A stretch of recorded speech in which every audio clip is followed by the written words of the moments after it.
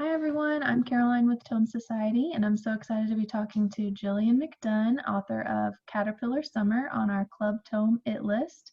So Gillian, thank you so much for being with us today. Thank you for having me. So we'll just jump right in. We'd love to learn a little bit more about you. So if you just tell us a little bit about you, your life, your books, your Yeah, writer's career, all that kind of stuff. awesome. My name is Gillian McDunn, and then my first book is called Caterpillar Summer. And it is a story about a girl and her brother who live in California and go to the beach in North Carolina for a very special summer they spend with grandparents they've never met before. The book is really close to my heart because some of the inspiration is taken from my relationship that I had with my younger brother, Andy. And it's also kind of a big love letter to the beach. So if you're somebody who likes going to the beach, hopefully you will really like this book. Awesome. How did you get started becoming a writer? What made you want to become a writer? Yeah. So I've always loved books ever since I was itty bitty. In fact, when I was too small to write, I would ask my mom if I could dictate the words and she would write them down for me on the paper. And I would staple them together and, draw, and I would just carry that around because I wanted to make books from when I was really young. And I knew I wanted to be a children's book author, but the path I took me in some different directions first. So I ended up doing different kinds of writing for jobs, different kinds of jobs working with kids. And then it wasn't until I guess about 5 years ago that I decided that if I really wanted to write books, I needed to actually go ahead and try to do it. So I kind of made a promise to myself that I would stick with this book until I was done with it. And at the time, I didn't know what that meant exactly, but I just knew there was always a little more that I wanted to do to keep the project going. And then, of course, having it published and being on shelves and being read by readers is, I mean, it's my dream come true for sure. That's awesome. That's really cool. Thank you for sharing that. So you mentioned a little bit that you're inspired by the beach and by your relationship with your brother. Can you tell us a little bit more about the inspiration behind the book? Yeah, so the beach, I guess, so I grew up in California, like I said, and the beach in California is really different from the beaches here on the East Coast. So when I grew up, I lived right in between, like my house was probably like smack in between the Pacific Ocean and Disneyland. And people always think I wanted to go to Disneyland all the time, but really I loved the beach. So the beach in California tends to have like a lot of palm trees and a lot of cliffs. And usually there's a lot of people on the beach. I don't think I'd ever been to the beach growing up and not had it be, a fair amount of people there. And the other thing about the water in the Pacific Ocean is that it is very, very cold. So even in summer, on a hot day, you go in the water and then after a while start shivering and need to get out and warm up. And that was what I thought the beach was all about. Fast forward, I grew up, left California. My husband and I lived in St. Louis for 6 years, and then we moved to North Carolina, where we live now. And we didn't know anybody in the state when we moved here. And it didn't take long until I was feeling pretty homesick. So we decided to take a trip to the beach with our three kids, who were ages 4, 2, and 4 weeks old at the time. And we got there really late on a Friday night. It was in October, but it was warm out, and it was really dark when we got there, so we couldn't even see the beach, but we could smell that salt air, and I felt like, okay, I'm home. So we got there, went to sleep, woke up in the morning, got everybody ready to go out on our walk on the beach, but it looked really different from the beach I was used to. There were no cliffs anywhere, and there were no palm trees, and there were no other people anywhere on the beach. It was just completely deserted. And I thought, this is odd. I've never seen a beach like this, but it's the beach. It's okay. It feels like home. So we went for a little walk along the water, and a wave came and it went whoosh over my feet. But right before it did, I did that thing where I kind of braced myself and I thought, oh, this is going to be really cold. But you all probably know it was warm water. And that was when I just looked around at my surroundings and said, what is this place that is so strange, familiar? Like, how can I feel like I'm home, yet it looks totally different to me? And so that was the first seed of writing Caterpillar Summer.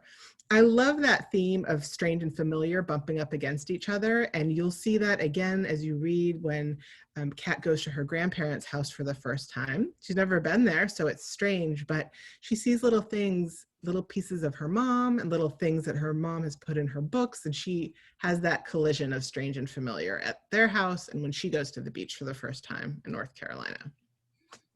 And the story about my brother is that I had a brother who had a lot of different disabilities, very different in nature from what chickens were.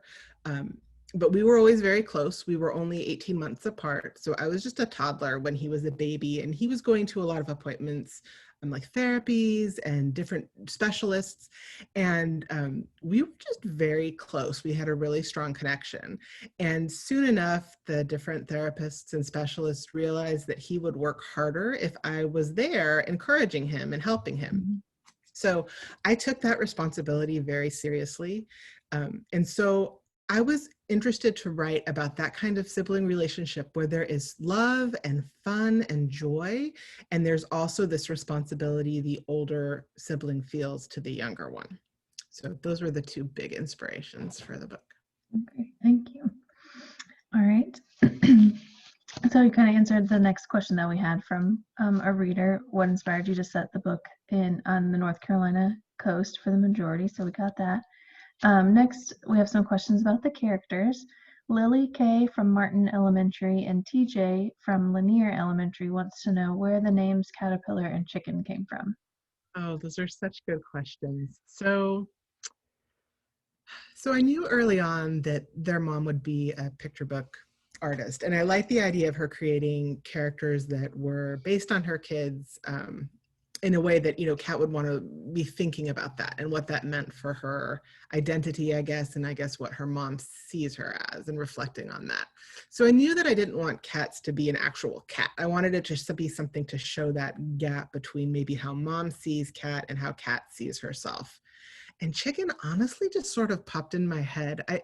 One thing about writing, I think, is that it's sort of nice to just go with things, and it seemed to fit. And as soon as I thought of him wanting to be called Chicken, even though his real name was Henry, I could just, completely see him and, kind of hear him and his voice, like as a character and what he'd want to say.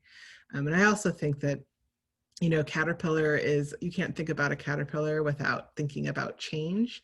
And so hopefully when kids hear that title, they kind of get that feeling and they can infer that something is going to happen to really change people that summer. So. That's great. Well, thank you. Yeah, so TJ is actually my 9-year-old foster son, and he's in 3rd grade. So I told him, okay, you get to be in the Tome Club now at your school. Oh, awesome. So, and I had started reading Caterpillar Summer out loud to them at bedtime. Once we got it on the list, and I need to finish it. So I've only read like the first third of the book, so I don't know what happens. But so he was like, that's the one that you were reading. I want to read that one. So he's reading it right now, and he's really excited. So he really wanted to ask that question. So thanks. Awesome. Thank you. Okay, this question comes from one of our team members who helped us pick Caterpillar Summer for our list, Hannah, and she says that Kat spends a lot of time taking care of Chicken, and she explores doing things for herself while also doing what she thinks she needs to do to keep Chicken happy. And we might have readers that are in a similar situation with their younger siblings, like you were talking about you were with your brother. Do you have any advice or anything you want them to learn from Kat as far as balancing responsibilities but also taking care of yourself? Yeah, that's a wonderful question. So I really hope that kids come away from the book feeling like they know that it's okay to ask for help.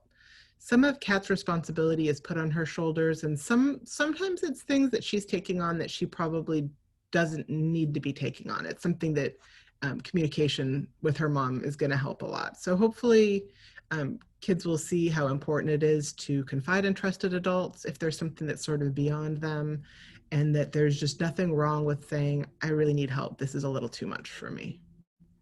That's good. It's an important lesson that even adults need to learn too, I think sometimes. Yeah. That's great. So a lot of the characters had a lot of depth and went through a lot of growth.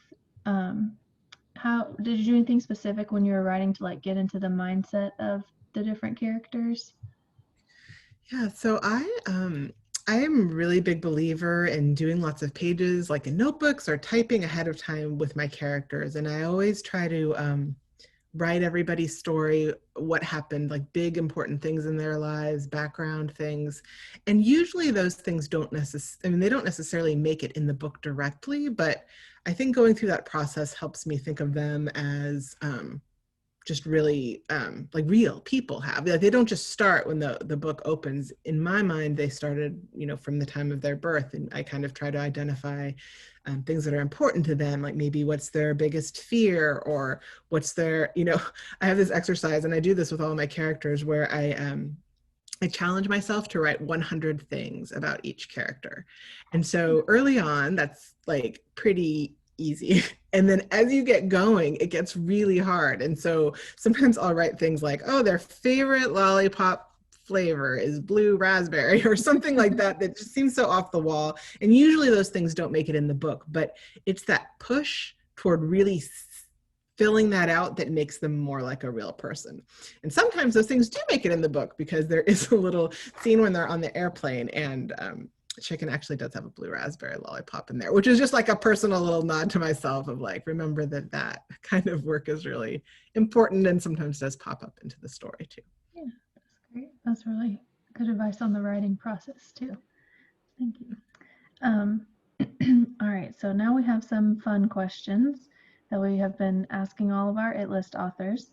A lot of our chapters use the It List books in their like school libraries and things like that as kind of a like, try, why. So if you like Caterpillar Summer, you should try this because X, Y, and Z. So do you have any like, try, why recommendations for fans of Caterpillar Summer? Yes, I love this question so much, and it was hard to limit it, but I did pick two different books that I Okay. wanted to recommend. So my first recommendation is called Planet Earth is Blue by Nicole Pantaleakos. And it is about Nova. She is a character who has autism, and Nova doesn't actually speak.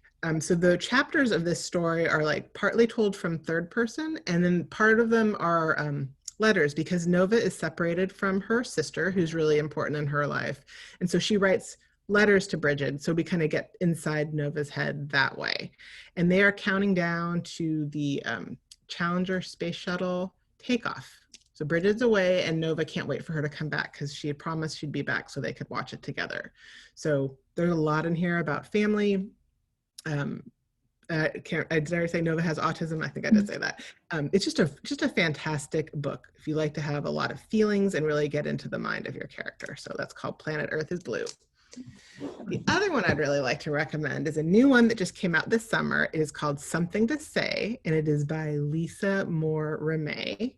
And it is the main character, Janae, is somebody who really fears public speaking, but does kind of get into a situation where she's trying to get on her debate team. And they're talking about renaming the school that she goes to. So there's a lot of different sides of the issue explored, and she develops how she feels about it and kind of takes a stand. But there's really great friendships and family relationships. And there's a really great grandpa in this book called G. And I think that this would be another really good book to try if you like Caterpillar Summer.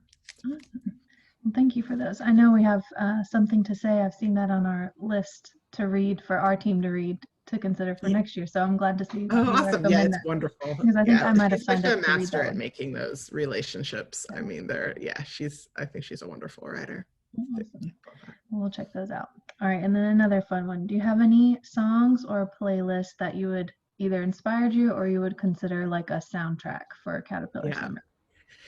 So I love this question too. And I love music, and I often will listen to music to kind of get in the right mindset. The song that I love so much for Caterpillar Summer is the version of Over the Rainbow and What a Wonderful World that was sung by, his name is Israel Kamakawiwo'ole. He's Hawaiian, and it's just a beautiful song. I think it has a lot of hope in it and a lot of emotion, and it kind of just seems like the kind of song I think Kat would like. That's a good one. And we'll put links when we send out the video. We'll put links to your book recommendations and your song also, so that our readers and chapters can have that too. All right. Fantastic. Well, I'll ask you next. We actually got an advanced reader copy of your book that came out this year, The Queen Bee and Oh, Me. yay. So I have signed up to read this one, so I'm excited to read this one too. Awesome. So do you want to tell us a little bit about that? Yes. So The Queen Bee and Me, I always tell people, is a story about science and friendship and bees. So it is about a girl named Meg, and she's had the same best friend ever since kindergarten. But now that they're in middle school, things are starting to get a little more tricky because Beatrix is the kind of friend who wants Meg to do exactly what Beatrix wants her to do. And if she doesn't do that, then Beatrix gives Meg the freeze, just stops talking to her. So Meg, when the story starts, Meg knows this about Beatrix and is starting to feel uncomfortable and knows that Beatrix is going to be mad because there's a special science elective that Meg was recommended for that she wants to take. Beatrix wants her to continue taking dance, which is Beatrix's favorite. So she's kind of trying to get up the nerve to share that with Beatrix. And then a new girl moves to town. Her name is Hazel, and she also really loves science, just like Meg, and she really loves bees. So Meg is drawn to Hazel right away, but she's also, Beatrix is not a really big fan of Hazel. So that kind of plays out on a couple different levels in terms of what happens with the girls. And then the beekeeping is a part of it. There's a school project. And so the whole town is kind of involved in those dynamics a little bit. And it's a good story. I really wanted to tell that kind of situation that I think a lot of kids have been in, where they have a best friend who's sometimes nice and sometimes not so nice. And that can be a really tricky situation to be in. Well, that sounds great. Well, I'm excited to read that one too. Yeah, I'll show thank the you. cover again. And this Thank came out you. in March, right? It came out in March, and I have a new one coming out in March 2021 called These Oh, Unlucky Stars. Yeah, and that okay. is kind of my tribute to North Carolina mountains. So it's the perspective of a girl named Annie, and she just has this perception that she's a very unlucky person, and she ends up having a few unexpected friendships come into her life that end up changing everything about what she thinks about herself. So there's a small town in the mountains. There's stuff about North Carolina barbecue and a parade, and just a really fun setting and some really great characters. I hope that people like. So Yeah, that one sounds great too. You said These Unlucky Stars, yes, These the title? Unlucky Okay, Stars. awesome. I'll put that one on my list to read too. Oh, very Great. good. Well, that is all I have. Anything else you want to tell us about Caterpillar Summer or any of your other projects? I Or just I just want to say thank you to everybody for reading, and it really means a lot to have kids who want to engage, and teachers and librarians who want to put books in kids' hands. That's just such a huge gift that you're giving them, and you're kind of giving the world, because we always need more readers. And if there are any writers out there, I would just encourage you to do all the reading and all the writing that you can. And it can be reading the things that you want to write someday, but you can also stretch yourself and read other things. And by reading, you will get some of that, the structures of language in your head. And so anything you can read. Anytime you spend writing is worth, is very valuable as well. So that's my advice. I will leave well, you. thank you. That's a great advice. All right. Well, thank you so much for being here with us today. And I know I think all of our chapters will have read Caterpillar Summer by the time we broadcast this, because and it is on their first Reading Bowl exam for the teams that are competing in Reading Bowl. So I know they're excited for that. Awesome. So Awesome. Well, good yeah. luck to everybody. Thank you again for reading. Thank you so much.